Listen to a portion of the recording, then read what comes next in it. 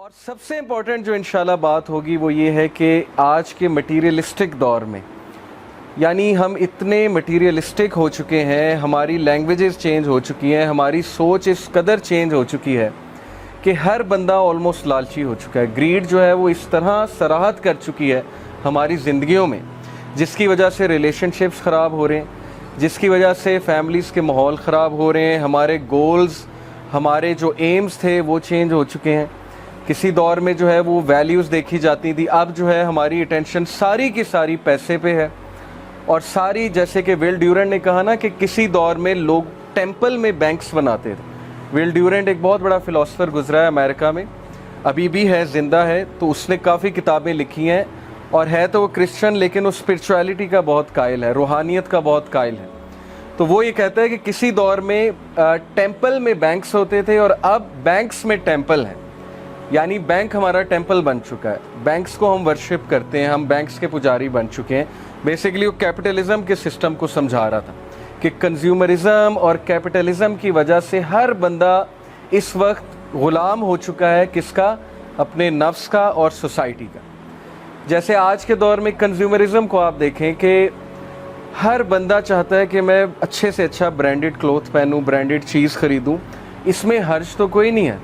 اگر آپ کے پاس اچھے پیسے ہیں، آپ برانڈ پہننا چاہتے ہیں، وہ کوالٹی ہے، لیکن جب وہ گول بن جائے اور وہ پھر کچھ اس طرح سے گول بن جائے کہ تب تک تسکین نہ ملے جب تک برانڈڈ چیز نہیں لے لی، یا جب تک شاپنگ نہیں کر لی، یا جب تک شاپنگ مالز میں نہیں چلے گئے، تو پھر اس کا مطلب ہے کہ اس چیز نے ہمیں جکڑ لیا، ایکچولی وہ ہم پہ حاوی ہو گئی ہے بجائے کہ ہم اس پہ حاوی ہوں۔ تو یہ سارے لائف سٹائل کی وجہ سے، جو میں نے آپ کو ایک اوور ویو دیا، کنزیومرزم، کیپٹلزم، پھر گیجٹس کا جو آج کل دور چل رہا ہے وہ آپ کے سامنے ہے۔ مطلب ابھی میں آپ کو اسٹیٹسٹکس دکھاؤں گا، آپ حیران ہو جائیں گے کہ ایوریج بندہ کتنا موبائل فون یوز کرتا ہے، اور اسکرین ٹائم ہمارا کتنا بڑھ چکا ہے کہ ایک بندہ شاید ہی کبھی سر اٹھا کے دیکھتا ہو، گیدرنگ میں بھی جب بیٹھا ہے یا گاڑی چلا رہا ہے، سڑک پہ واک کر رہا ہے، مطلب ہمیشہ ہمارے ہیڈز ڈاؤن ہی ہوتے ہیں اور اسکرین پہ ہماری نظر ہوتی ہے۔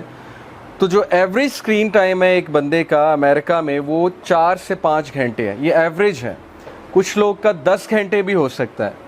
تو ظاہر ہے کہ اس اسکرین ٹائم کا الگ سٹریس ہے۔ اب ہر بندہ کنیکٹڈ ہے۔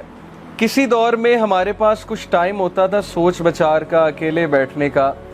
اب یقین کریں کہ میں بچوں کو دیکھتا ہوں، مطلب میرے بھی بھانجا بھانجی ہیں، وہ بچے 30 سیکنڈ نہیں رہ سکتے موبائل کے بغیر۔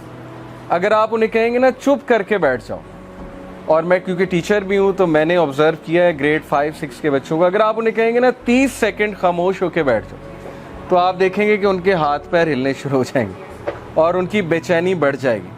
تو ہر بندہ بے چین ہے آج کے دور میں، اور اس بے چینی کی وجہ جو ہے صاف ظاہر ہے، سٹریس ہے۔ کس چیز کا سٹریس ہے؟ ہر بندہ کنیکٹڈ ہے، نوٹیفیکیشنز آتی ہیں، واٹس ایپ پہ کنیکٹڈ ہے، فیس بک پہ کنیکٹڈ ہے، دوسروں کی لائیوز اب ہمارے لیے ظاہر ہے ایک ڈسکشن پوائنٹ بن چکی ہیں۔ اب سوشل میڈیا نے ہر بندے کو یہ سکھا دیا ہے کہ you have a voice, you have an opinion, اور تمہارے پاس چانس ہے اپنی لائف دکھانے کا۔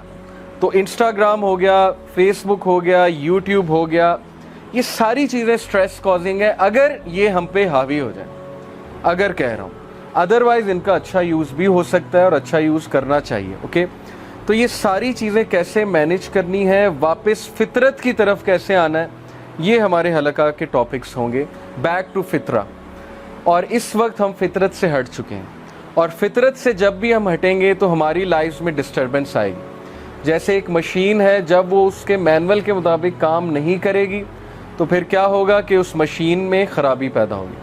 اور اللہ تعالیٰ نے ہمیں فطرت پہ کیسے پیدا کیا؟ اللہ تعالیٰ کہتے ہیں کہ لَقَدْ خَلَقْنَا الْإِنسَانَ فِي كَبَدٍ، بے شک میں نے انسان کو سٹرگل میں، ٹوائل میں پیدا کیا۔ انسان ہے ہی تحریکی، جس انسان میں تحریک مر جائے، جس انسان میں ایمبیشن مر جائے، تو پھر سوچیں کہ وہ فطرت سے ہٹ گیا۔ ہمارے فادر میں تحریک تھی، حضرت آدم علیہ السلام، جس سے ہم پیدا ہوئے ہیں، حضرت آدم علیہ السلام۔ تو ہمیں اللہ نے تحریک میں پیدا کیا، ریولوشن میں پیدا کیا ہے۔ جو بندہ اگر یہ نہیں سوچتا کہ میرا آنے والا کل پچھلے والے سے بہتر ہونا چاہیے، تو اس کا مطلب ہے کہ اس کا وہ اصل ٹیلنٹ، پوٹینشیل دب چکا ہے۔ اور وہ کس لیے دب چکا ہے؟ کیونکہ اس کا مائنڈ کہیں اور بیزی ہے.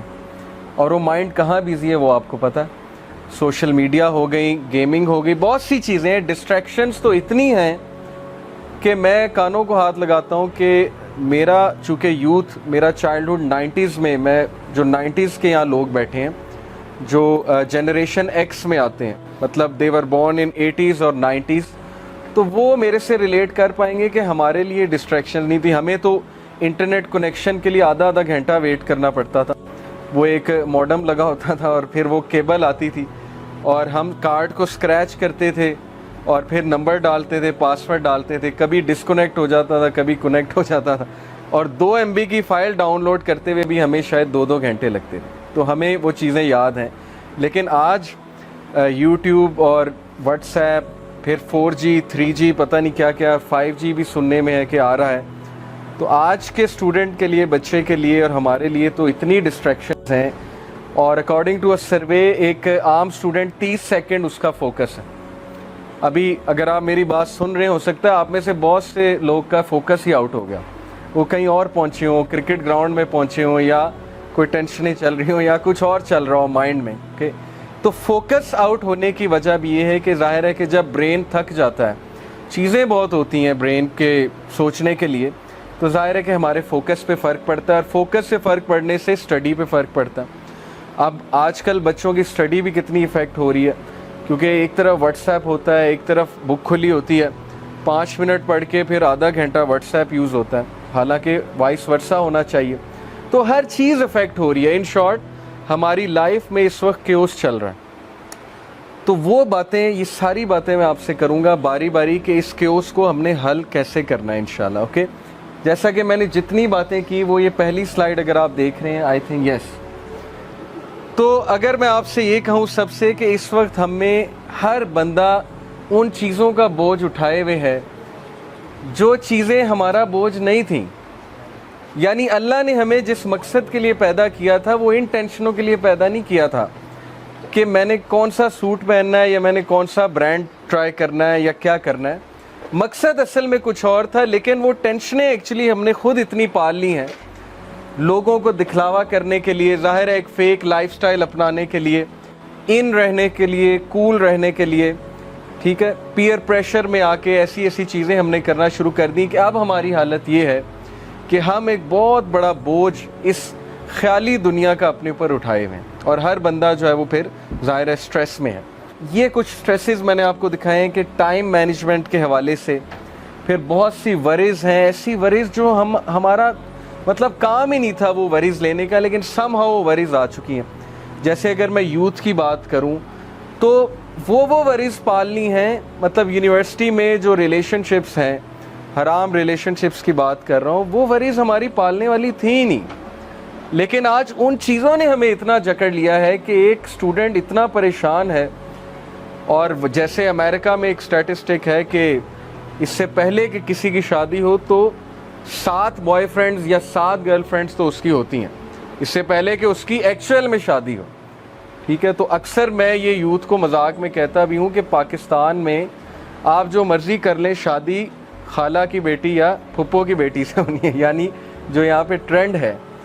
تو ان چیزوں میں ٹائم ضائع کرنا, اور یوتھ کا قصور بھی کبھی کبھی میں سوچتا ہوں کہ ان کے ساتھ ہو کیا رہا ہے. میڈیا بھی یہی دکھا رہا ہے, پھر ہر بندہ ان کاموں میں لگا ہوا ہے. جو نہیں کرتا اس کو اب نارمل سمجھا جاتا ہے, اس کو ڈیگریڈ کیا جاتا ہے, اس کو پھر اس سرکل میں ان نہیں کیا جاتا. تو اس وجہ سے وہ وریز جو ایکچولی ہماری تھیں ہی نہیں, ہم ان وریز میں پڑ گئے. اور اصل وریز کیا ہونی چاہیے تھی کہ کیا ہم بیٹر بن رہے ہیں, کیا ایز اے پرسن میں بہتر ہو رہا ہوں کل سے, کیا میرے سکلز کچھ بہتر ہو رہے ہیں, کیا میری اسپرچویلٹی, میری روحانیت بہتر ہو رہی ہے, وغیرہ وغیرہ. یہ ہماری وریز ہونی